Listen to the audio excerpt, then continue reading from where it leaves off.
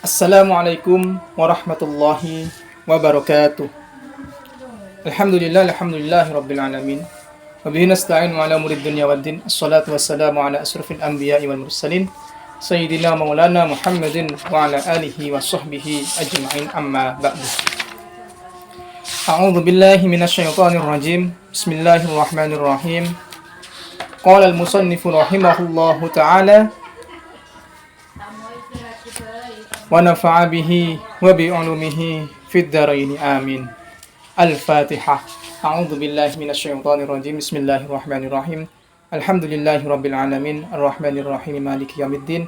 Iyyaka na'budu wa iyyaka nasta'in. Ihdinas siratal mustaqim, siratal ladzina an'amta 'alaihim ghairil maghdubi 'alaihim waladdallin. Amin amin ya rabbal alamin. Pada malam hari ini kita akan melanjutkan pembahasan syurutut tayamumi, yaitu syarat-syarat tayamum di kitab Safinatun Najah. A'udzu billahi minasyaitonir rajim. Bismillahirrahmanirrahim. Faslun ay hadza faslun utawi iki kula fasal suci syurutut tayamumi utawi pira-pira syarat tayamum iku asyratun ana 10. Jadi di sini membahas tentang syarat-syarat tayamum. Syarat-syarat tayamum di kitab Safinatun Najah dijelaskan ada 10 macam syarat-syarat tayamum. Apa perbedaan antara syarat-syarat dan fardu-fardu? Kalau syarat itu berada di luar ketika kita melakukan sebuah perbuatan. Kalau fardu itu ada di dalamnya ketika kita melakukan sebuah perbuatan. Seperti itu.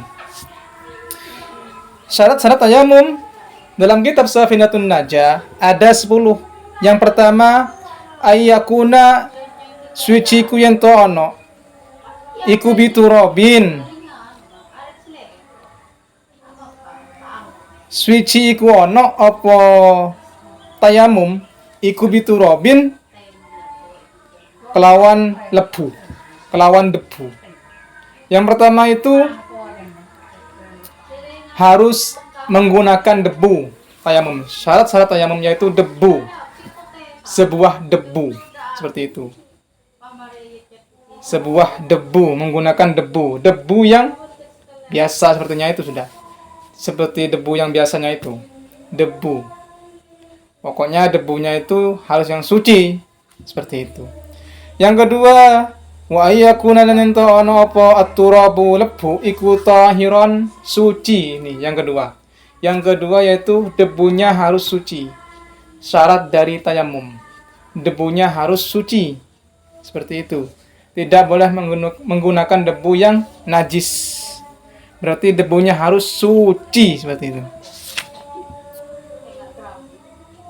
Yang ketiga, wa alla yakuna dan yen to ora ono apa at-turabu turab iku musta'malan tahu dinggo sudah digunakan. Jadi yang ketiga ini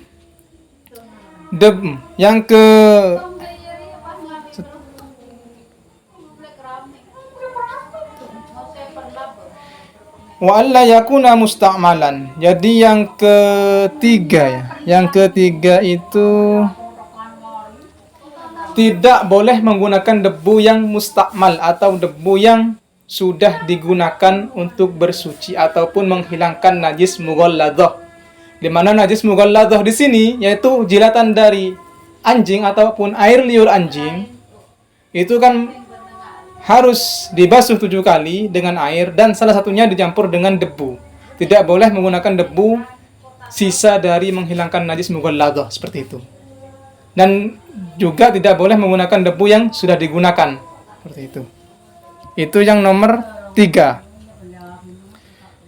Yang nomor 4 itu wa alla yukhalitahu lan yen ora nyampuri ing turab apa dakikun glepung wanahwuhu lan sepadane dakik.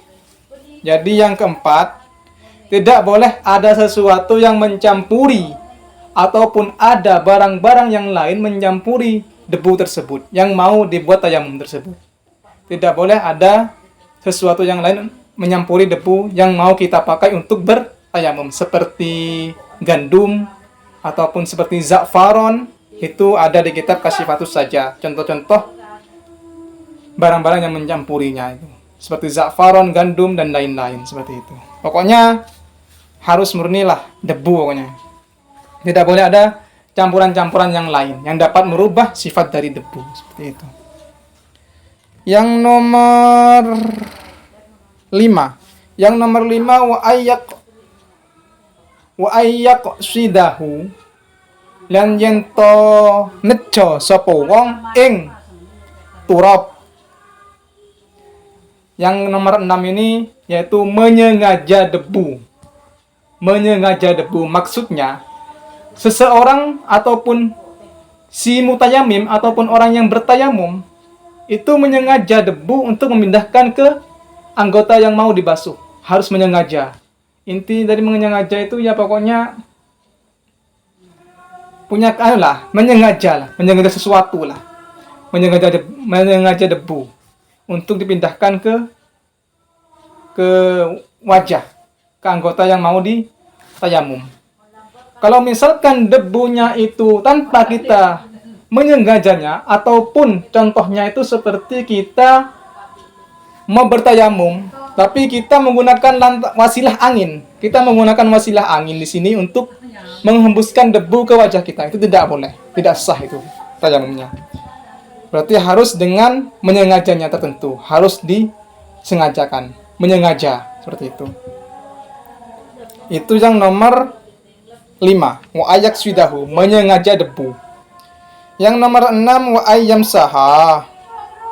Wa ayyam sahalan yen to ngusap sapa wong ing turab wajahu ing wajahe man wa yadaihi lan tangane man bidor bataini kelawan rong usapan. Sing nomor 6 iku, yang nomor 6 itu yaitu mengusap wajah dan kedua tangan dengan 2 kali pukulan. Dengan 2 kali pukulan di sini. Wa ayyam saha wajhahu wa yadaihi bidarbataini, dengan 2 kali pukulan, yaitu maksud dari wa ayyam saha wajhahu wa yadaihi bidarbataini yaitu kita menepukkan 2 kali pukulan ke debu yang mau kita bertayamum. Contohnya itu misalkan ini debu, cak, setelah itu kita tepukkan seperti itu. Baru kita usap ke wajah dan ke tangan. Seperti itu. Pertama kita usap ke wajah, setelah itu ngambil lagi 2 kali pukulan ke debu, setelah itu kita ke tangan. Dah, tuh. Maksud dari 2 kali pukulan itu ke debunya. 2 kali pukulan ke debu. Seperti itu. Bidor bata ini 2 kali pukulan. Syarat sahnya. Yang nomor 7. Wa ayyuzila lan yen to ngilangake sapa wong an najasata ing pira-pira najis awalan ing dalem kawitane. Awalan ing dalem kawitane. Seperti itu yang nomor 7.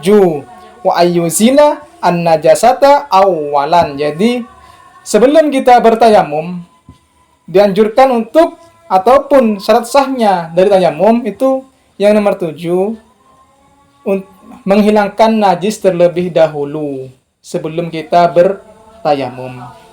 Sebelum kita bertayamum kita harus menghilangkan najis terlebih dahulu yang ada di selain wajah dan tangan, seperti itu.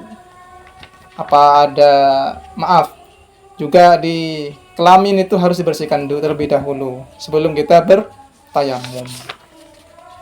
Adapun pendapat dari Imam Syarqawi di kitab Kasyifatus saja, itu apabila seseorang mutayamim ataupun orang yang bertayamum, dia bertayamum terlebih dahulu tanpa mendahulukan menghilangkan najis, maka tayamumnya tidak sah. Seperti itu katanya. Kata pendapat Imam Syarqawi di Kasifatus saja. Itu diikuti dengan pendapat Imam Romli. Sama. Pendapat Imam Romli dan pendapat Imam Syarqawi itu sama. Dan pendapatnya Ibnu Hajar itu berbeda. Tidak apa-apa katanya. Tidak apa-apa ketika kita bertayamum terlebih dahulu tanpa harus mendahulukan menghilangkan najis, itu tidak apa-apa kata Ibnu Hajar seperti itu. Di kitab Kasifatus saja. Yang nomor 8, wa ayyajtahida. Wa ayyajtahida lan yento naman-naman ni sapa wong fil qiblati ing dalam kiblat qablahu ing dalam sadurunge tayamum. Ing dalam sadurunge tayamum. Jadi sebelum kita bertayamum kita harus beristihad menghadap kiblat. Kita harus beristihad ke kiblat, sudah mengetahui kiblatnya sebelum bertayamum seperti itu. Jadi kita harus beristihad terlebih dahulu ketika kita mau bertayamum. Kita harus beristihad ke kiblat terlebih dahulu. Seperti itu. Apabila kita tidak mengetahui kiblatnya, maka dari itu kita harus bertanya-tanya terlebih dahulu. Bertanya-tanya terlebih dahulu di daerah sekitar. Pasti meskipun jarang dari orang-orang sekitar ataupun jauh dari orang sekitar, kita harus terlebih dahulu beristihad. Yaitu juga harus berusaha terlebih dahulu lah untuk mengetahui arah kiblat terlebih dahulu, seperti itu. Yang nomor 9. Yang nomor 9 itu wa ayyakuna lan yen to ono apa at-tayammumu tayamum iku ba'da dukhulil waqti. Iku ba'da dukhulil waqti ing dalam sakwuse manjingi waktu. Waktu salat di sini jadi. Ing dalam sakwuse manjingi waktu. Jadi bertayamum di sini ketika seorang mutayamim ataupun orang yang bertayamum itu harus bertayamum sesudah masuk waktu sholat. Ba'da dukhulil waqti, itu sesudah masuknya waktu sholat. Seperti itu. Karena tayamum merupakan suatu unsur darurat di sini. Tayamum merupakan suatu unsur darurat, sama halnya dengan berwudu bagi perempuan yang istihadah. Bagi perempuan yang istihadah, wudunya itu setelah masuk waktu sholat. Karena ada unsur darurat yaitu keluarnya darah kalau istihadah nantinya ya. Kalau perempuan yang istihadah keluar darah terus menerus seperti itu. Jadi wudunya perempuan istihadah itu sesudah masuknya waktunya sholat. Sama halnya dengan tayamum. Tayamum merupakan suatu unsur darurat karena tidak ada air. Maka dari itu bertayamumnya itu ketika sudah masuk waktu sholat. Seperti itu. Ketika sudah masuk waktu sholat. Seperti itu. Apabila sebelum masuk waktu sholat, tayamumnya, maka tidak sah tayamumnya. Karena sebelum masuk waktu sholat. Seperti itu. Yang terakhir, tadi nomor 8. Sekarang nomor 9. Sekarang nomor 10. Wa ayyatayammama. Wa ayyatayammama nan yento tayamum sapa wong likulli fardin kaduwe saben-saben fardu suci. Sing nomor 10. Wa ayyatayammama likulli fardin nan yento tayamum sapa wong likulli fardin kaduwe saben-saben fardu. Apa yang dimaksud dengan kalimat ini? Jadi tayamumnya seseorang itu hanya cukup untuk satu kali sholat fardu. Seperti itu. Satu kali sholat fardu. Kalau misalkan duhur. Jadi sesudah masuk waktu duhur kita tayamum. Dan sesudah kita sholat duhur. Maka kalau kita mau sholat ke asar. Kita harus bertayamum lagi ketika masuk waktu sholat asar. Seperti itu. Hanya dilakukan satu kali sholat fardu. Seperti itu. Sholat fardu. Dan ada di sini kitab Kasifatus saja menerangkan tentang ketika kita melakukan sholat Jumat, dan ketika itu tidak ada air dan kita harus bertayamum, maka dari itu kita harus bertayamum terlebih dahulu ketika masuk waktu duhur untuk sholat Jumat. Kita tayamum, fardu ainnya kan. Merupakan salat Jumat kan fardu ain untuk seorang laki-laki. Fardu ain, setelah itu kita tayamum, kita salat Jumat. Dan khutbah di sini ketika sudah pertama kita kan untuk salat Jumat kan khutbah dulu ya. Khutbah yang pertama itu merupakan fardu ain juga lah, fardu ain. Fardu yang pertama dan khutbah yang pertama dan khutbah yang kedua itu merupakan fardu ain juga. Dan salat Jumatnya itu fardu ain juga. Jadi di sini dijelaskan dengan kitab Kasyifatus saja. Seseorang ini harus ketika mau melakukan salat Jumat, maka dari itu ketika khutbah kita harus bertayamum terlebih dahulu. Karena khutbah merupakan fardu ain. Seperti itu. Fardu-fardunya rukun Jumat. Fardu ain. Maka dari itu kita harus tayamum terlebih dahulu. Dan setelah mau sholat Jumat, dan ketika kita mau sholat Jumat, kita harus bertayamum terlebih dahulu juga. Karena satu tayamum dikhususkan untuk satu sholat fardu, seperti itu. Satu sholat fardu. Dan khutbah di sini merupakan suatu fardu ain, maka harus tayamum terlebih dahulu. Setelah khutbah Jumat selesai dan mau sholat Jumat, maka kita harus tayamum terlebih dahulu. Tayamum lagi. Bukan tayamumnya khutbah itu yang digunakan, tapi tayamum lagi untuk sholat Jumatnya. Seperti itu. Di kitab Kasyifatus saja itu ada keterangan seperti itu. Jadi itu saja teman-teman semua. Untuk syarat-syarat tayamum, yang pertama ada 10. Yang pertama yaitu debu. Yang kedua itu debunya harus suci. Yang ketiga itu debunya tidak mustakmal. Yang ketiga yaitu, yang keempat yaitu debunya tidak tercampur dengan barang-barang yang lain. Yang kelima itu menyengaja debu. Yang keenam itu mengusap debu ke wajah dan ke tangan dengan 2 kali pukulan. Yang ketujuh itu menghilangkan najis. Yang ke-8 itu berijtihad terhadap kiblat. Yang ke-9 itu tayamumnya harus setelah masuk waktu sholat. Yang ke-10 tayamum hanya dilakukan untuk 1 kali sholat fardu. Seperti itu teman-teman semua. Semoga menjadi ilmu yang bermanfaat dan barokah. Amin amin ya rabbal alamin. Al-Fatihah. A'udzubillahi minasyaitonirrajim. Bismillahirrahmanirrahim. Alhamdulillahi rabbil alamin arrahmanirrahim maliki yaumiddin. Iyyaka na'budu wa iyyaka nasta'in. Ihdinas siratal mustaqim. Siratal ladzina an'amta 'alaihim ghairil maghdubi 'alaihim waladdallin. Amin. Allahu a'lam bissawab. Mungkin itu yang dapat kami sampaikan teman-teman semua. Apabila ada kata-kata yang menyinggung perasaan panjenengan semua, saya memohon maaf yang sebesar-besarnya. Dan apabila ada sebuah pertanyaan-pertanyaan, bisa langsung tulis di kolom komentar yang tersedia di bawah link deskripsi seperti itu. Atau bisa langsung chat WA admin Barokah Ngaos Kang Salman, seperti itu teman-teman semua. Jangan lupa teman-teman semua tetap dukung terus channel Barokah Ngaos dengan cara subscribe, like, dan share sebanyak-banyaknya. Semoga channel ini menjadi channel yang bermanfaat, barokah dunia dan akhirat. Amin amin ya rabbal alamin. Al-Fatihah. A'udzubillahi minasyaitonirrajim. Bismillahirrahmanirrahim. Alhamdulillahirabbil alamin. Arrahmanirrahim. Maliki yaumiddin. Iyyaka na'budu wa iyyaka nasta'in. Ihdinas siratal mustaqim. Siratal ladzina an'amta 'alaihim ghairil maghdubi 'alaihim waladdallin. Amin. Sebelum menutupi pembahasan kali ini, alangkah baiknya kita menutup dengan pembacaan sholawat kepada Rasulullah sallallahu alaihi wasallam. Sallallahu wasallam ala nabi sayyidina Muhammadin wa alihi wa sahbihi ajma'ina.